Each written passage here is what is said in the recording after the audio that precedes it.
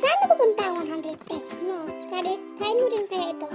I-prepare muna natin ang mga gagamitin natin sa pagluluto. Gumamit ako ng kalahating breast chicken dito sa pagluluto. And then, crispy fry kasi gutom na ako. Kaya instant na ang ginamit ko dyan. Salat natin ang huli. Painitin natin muna. Tsaka natin lagyan ng mantika. Kapag mainit ng mantika, gaya ng mainit na pagmamahal ng jowa mo sa'yo. Then, pwede tayong magprito. Dapat katamtaman na apoy. Diyan na kapag sumubra, wala na, iba na. Pag sobra-sobra na ang pagmamahal mo sa jowa mo, tapos hindi mo na minahal ang nakakabaliw daw kayo. Ay, dapat sakto lang, gaya nito. And itong luto natin, sakto, masarap. Oh, bye.